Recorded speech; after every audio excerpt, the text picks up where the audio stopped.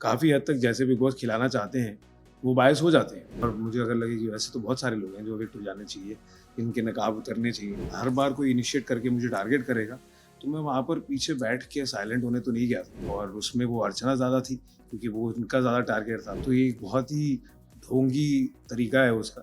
तो मेरा शालीन के साथ कुछ हद तक दोस्ती बननी थी, और मुझे लगा कि वो बेवकूफ़ है, तो मैंने उसको बोला तू बेवकूफ़ है। कि जो गुस्से में स्लिप ऑफ टंग था कि नीची जात वाली ऐसी अर्चना ने मेरे लिए पर्सनल अटैक भी किया और कर्स किया, तो भी मैंने वो डिग्निटी लूज़ नहीं की। सौंदर्या ने उसको बात को घुमाया और खेलना चाहा कि अरे अर्चना का कान भरने के लिए कि उसने ऐसे जाती। तो एक गेम के लिए आपका कोई लेवल ही नहीं है कि इस लेवल तक गई है, उसके बाद अगली बार और नीचे जाएगी और फिर और नीचे जाएगी। कितनी नीच सोच है इसकी, जो ये ऐसा करती है और ऐसा बोलती है। मुझे यही था कि यार मुझे मेरा सच पता है, मेरे को पता है, मेरी फैमिली को सच पता है, वाइफ को पता है, मेरे पेरेंट्स को पता है। मुझे किसी को जस्टिफाई करने की ज़रूरत नहीं है। ऑन अ सीरियस नोट, अगर मैं चाहूँगा कि अब्दू जीते, वो उसका कर्म है जो उसने किया है। जो मैं अपने आप को रोक सकता हूँ।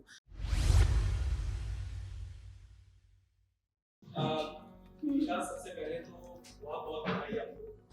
जहाँ लोग एक हफ्ता नहीं टिक पाते, आप 3-3 हफ्ते टिके।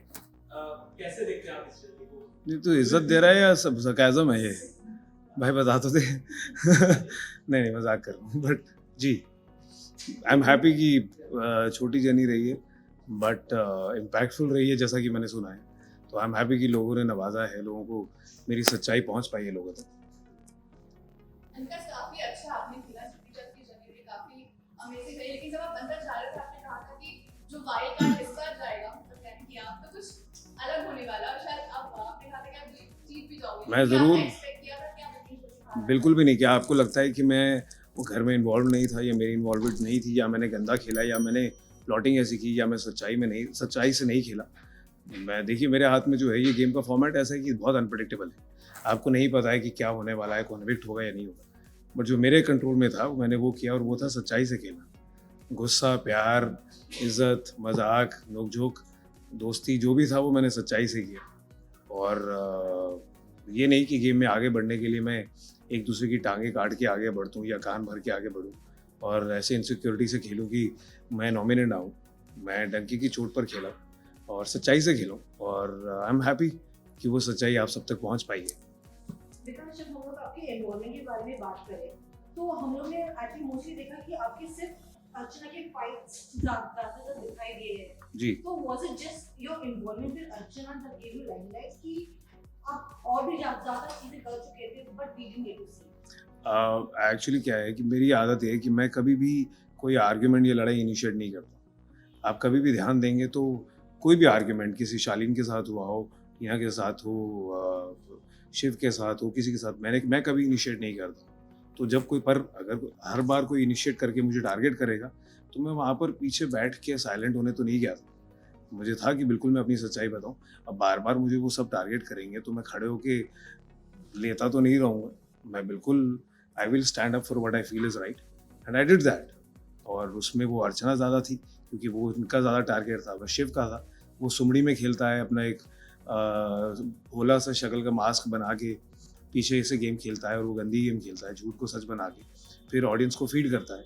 तो जब उसने वो करने की कोशिश की, आई टूक द स्टैंड, बट मैंने इनिशिएट नहीं किया कि आज तू मेरा टारगेट है, ठक, वो नहीं किया मैंने। तो इसीलिए शायद अर्चना के साथ ज़्यादा दर्शाया गया, क्योंकि वो मुद्दा छोटे से बड़े को बड़ा बना लेती हैं, और वही बात बड़ी होती गई, तो उसमें कंटेंट मिला और मज़े आए लोगों को, और इसीलिए वो पहुंचा आप सब तक। अच्छा विकास, जब आप पहले दिन घर पे गए थे, तो आपके फेवरेट्स पूछे थे सलमान खान ने, आपने कहा था कि शिव आपके फेवरेट है और निम्रत आपकी। जी। लेकिन उसके बाद मैंने कहा कि शिव के बारे में ही आप अर्चना को कहते नजर आ रहे जी। हैं। तो वो चेंज कैसे था? वो इसलिए हुआ क्योंकि मैं बहुत ही ओपन माइंडेड से गया था, और जब आप 1 घंटे का एपिसोड देखते हैं तो आपको वो समझ आता है जो वो दिखा रहे हैं, बट जब आप सामने से किसी को देखते हैं तब आपको ये समझ आता है कि वो असलियत कैसी है उसकी, और वो झूठा कितना है। तो मैंने बहुत जेन्युइनली वो बताया। और बट जो शिव है, जैसे सपोज शिव जो है, उसकी एक बहुत गंदी आदत है, वो भोला चेहरा बनाता है, उसके पास कोई मुद्दा नहीं होता है। वो कॉन्वर्सेशन में एक कोई वर्ड पकड़ेगा, फिर उसको घुमा देगा, और उस वर्ड को घुमा के कह देगा अच्छा अच्छा अच्छा, बस पता लग गया, बस पता लग गया, और ऑडियंस देख लो, और फिर कैमरे की तरफ दिखाना शुरू हो जाएगा। तो बेसिकली हम जब बात करते हैं, अभी भी हम तो एक दूसरे को देख के बात करते हैं, ज़रूरी नहीं है कि हमें कैमरे तक पहुँचाना है। तो ये एक बहुत ही ढोंगी तरीका है उसका, जो वो बहुत ज़्यादा करता है। और ऐसे इंस्टेंस पे जब पहली बार भी जब मैं वो फर्स्ट वीक में भी जब टास्क हो रहा था हमारा कैप्टनसी का, और उसने ये जाकर चीख कर बोला था कि तू होता तो तुझे मैं बताता बाहर मिल, तो मैंने उससे बोला कि अच्छा तूने तो यहाँ नहीं उठाया तूने कभी किसी पे हाथ। तो उसी से उसको समझ आ गया। अगर मेरा वो टारगेट होता या मुझे उसको टारगेट करना होता कि मुझे ऐसी कोई चीज़ पता है जो मैं खेल सकता हूँ उसके अगेंस्ट, तो मैं कभी नहीं बताता उसको। मैं तो उसको प्लान करता फिर और सामने उसको कन्फ्रंट करके वीक करता। बट मेरा प्लान नहीं था। अगर तुम उसके बाद वो अगले 2 हफ्ते ईजी रहा, उसको समझ आ गया, उसने प्रॉपर प्लान कर लिया साजिद जी के साथ शेयर करके और सबको बता दिया, और फिर अपनी भोली शक्ल और एक स्टोरी कवर स्टोरी बना ली जिससे वो सही लगे और दूसरे गलत लगे, और फिर उसको वो सपोर्ट भी मिला कि हाँ कि वो सही है और बाकी सब गलत हैं और वो सोच कर आए हैं। तो पर मुझे उससे फ़र्क नहीं पड़ा। मैंने जब उसने दोबारा से वो हरकत की मेरे सामने 3rd वीक पे, तो आई स्टूड अप फॉर इट। हाँ मैंने पहले इनिशिएट किया था, ना मैंने बाद में किया। टारगेट नहीं था, पर अगर तुम करोगे तो मैं बेवकूफ़ नहीं हूँ कि मैं ऐसे बैठा रहूँगा और कहूँगा हाँ बैल मुझे मार। तो तू आके मारेगा तो तेरे हॉर्न से पकड़ के लड़ूंगा मैं तुझे।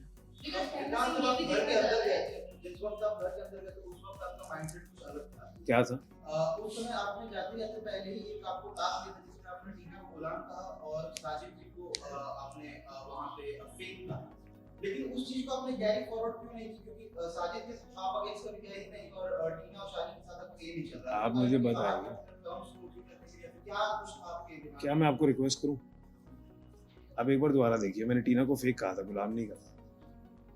शालीन की मैंने बात की, शालीन को गुलाम नहीं, हाँ आपने टीना बोला। टीना और शालीन के साथ आपका नहीं चल रहा था because you were playing somewhere with them only. No, so I was, मैं किसी के साथ नहीं खेल रहा था। मैं साथ में उनके साथ जो इज्जत अफजाई कर रहे थे और रिस्पेक्टफुल अप्रोच से रहते थे। मैं बिल्कुल ओपन माइंड से गया था और उनको भी पता था।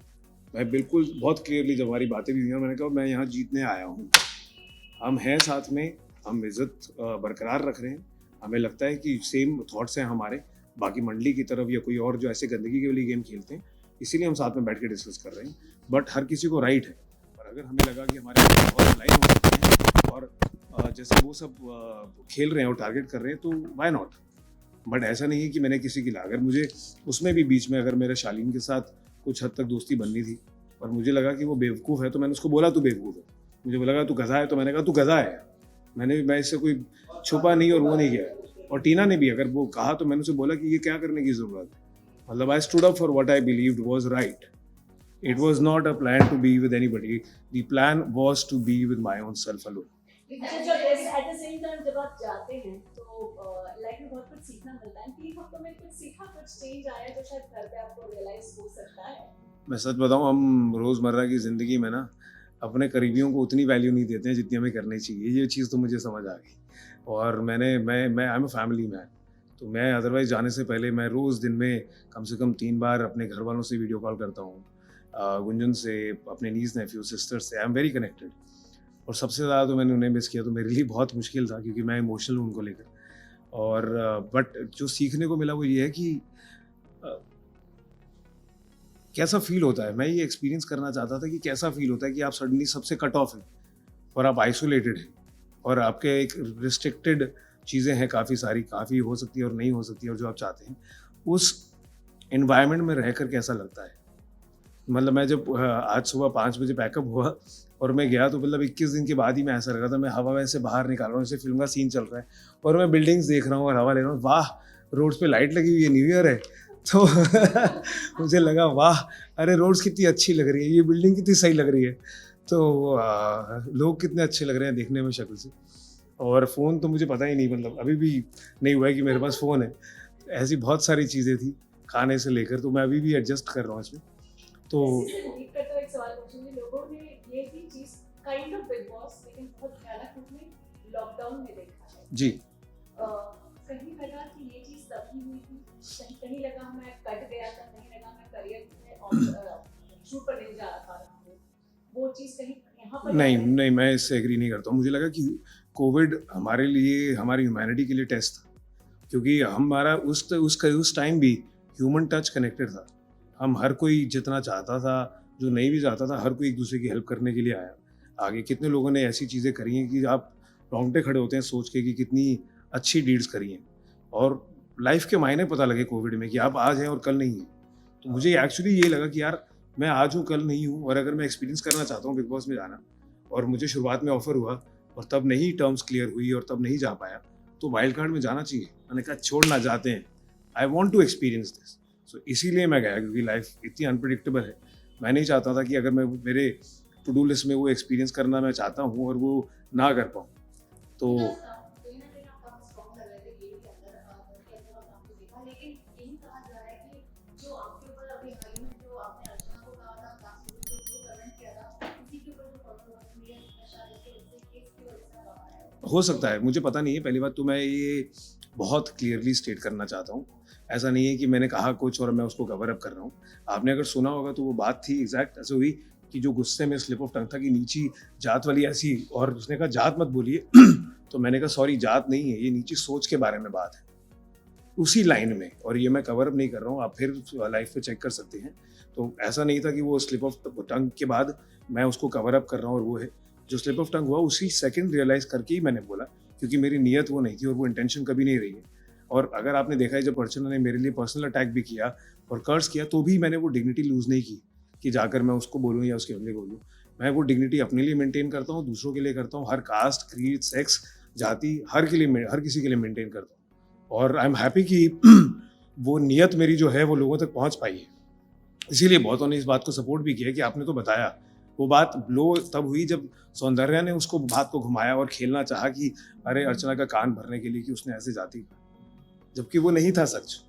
तब ये बात ब्लो हुई है और ये वहाँ पहुँची। तो आप ये सोचिए कि ऐसे गेम खेलते हैं, और अगर फिर भी मेरे स्लिप ऑफ टंग से भी अगर किसी को ठेस पहुँची है तो मैं हाथ जोड़ के आप सबसे माफ़ी चाहता हूँ, क्योंकि मेरी कोई इंटेंशन ना ही अभी है और ना ही कभी है किसी को हर्ट करने की, किसी के भी सेंटिमेंट्स को या किसी को नीचा दिखाने की।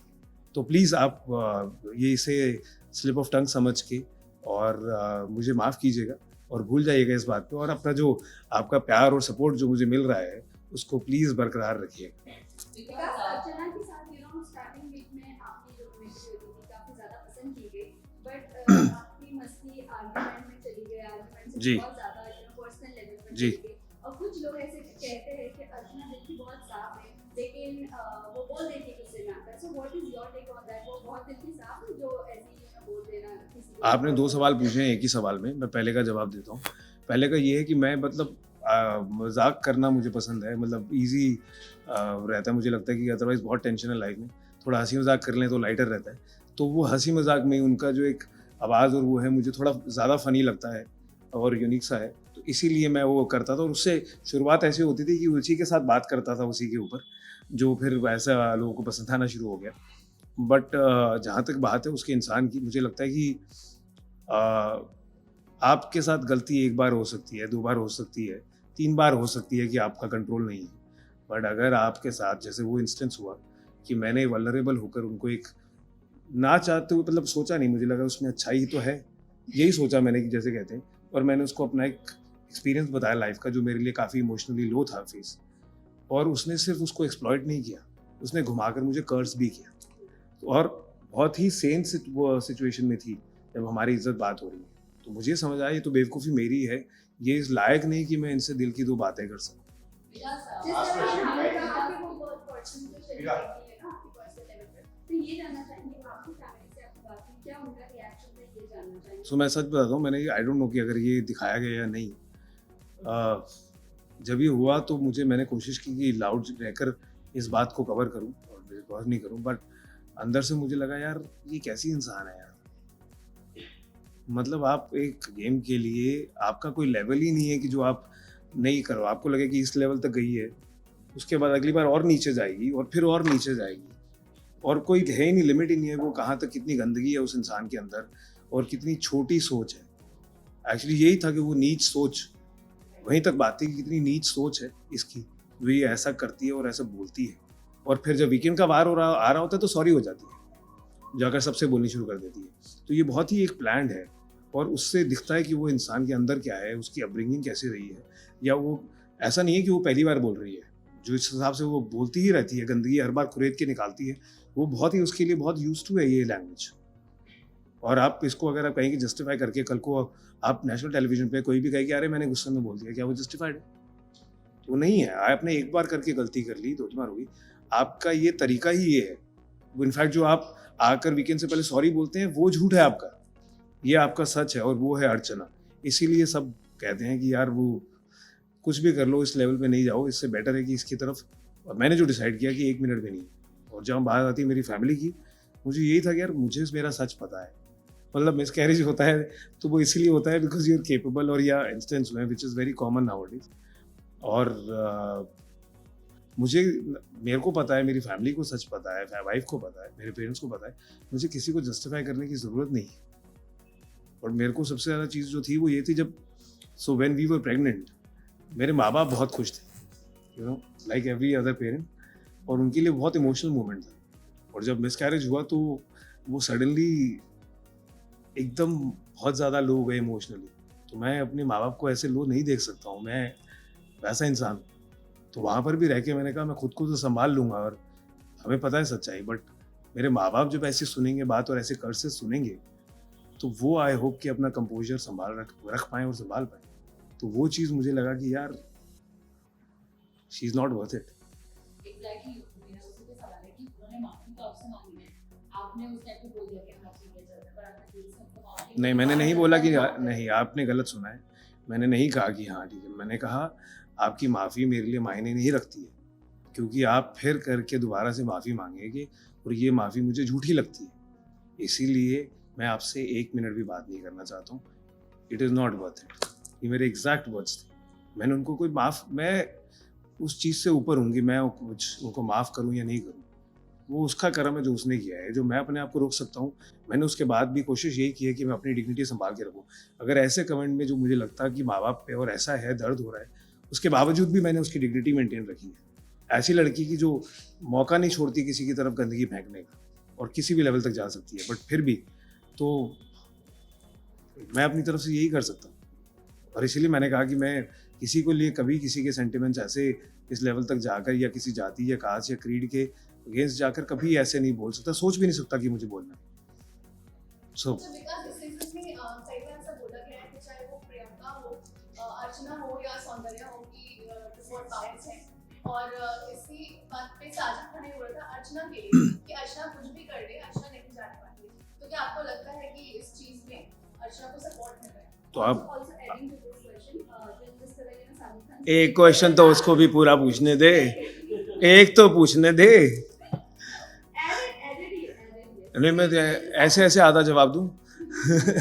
जी एक बार पूछ लेंगी दोबारा प्लीज। हाँ, तो जैसे कि इस सीजन में प्रियंका ने बोला है, सौंदर्या ने बोला है, अर्चना ने भी बोला है कि बिग बॉस बायस हो जाते हैं, और फिर साजिद खान ने इस बात पे बोला था कि अर्चना को वापस लाया गया था। जी।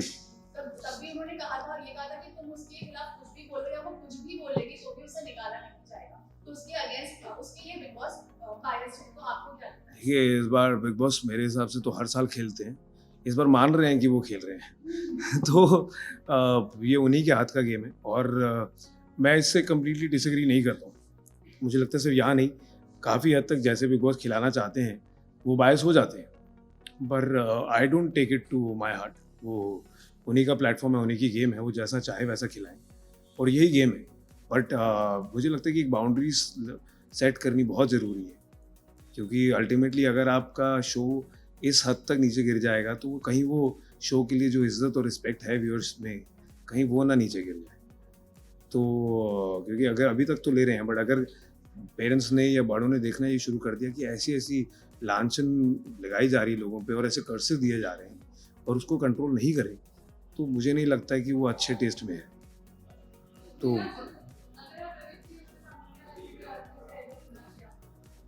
मुझे लगता है कि देखिए ये गेम ना बहुत अनप्रेडिक्टेबल है। आप नहीं कह सकते कि कौन एविक्ट होगा या नहीं होगा, बट अगर मैं कहूँ कि कौन इन्वॉल्व था मुझसे कम, तो वो बहुत सारे लोग हैं, और जिनके पास कोई गेम ही नहीं था और कोई था ही नहीं उनकी सच्चाई और चीज़ें करना, वो हैं सौंदर्या, शुचिता और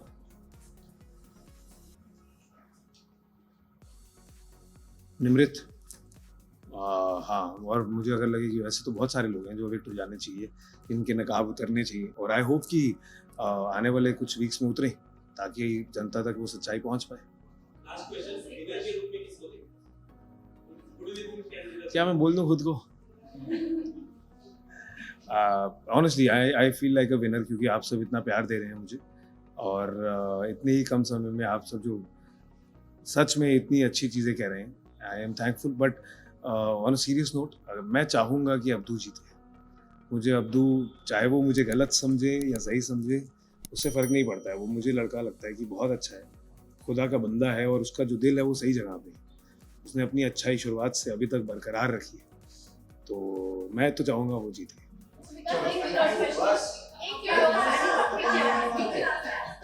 आपके वो बैग में क्या है? क्योंकि माइक से ज्यादा आपने वो पैनी बैग लेके घूमने हो घर में, तो वो बैग में क्या है?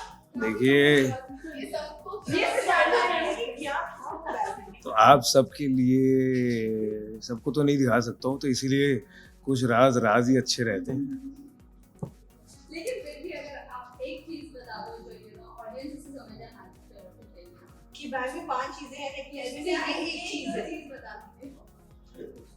मैं आप सबका प्यार उसमें लेके घूमता हूँ, जो उसको अपने सीने से लगा के रखा है मैंने थ्रू आउट।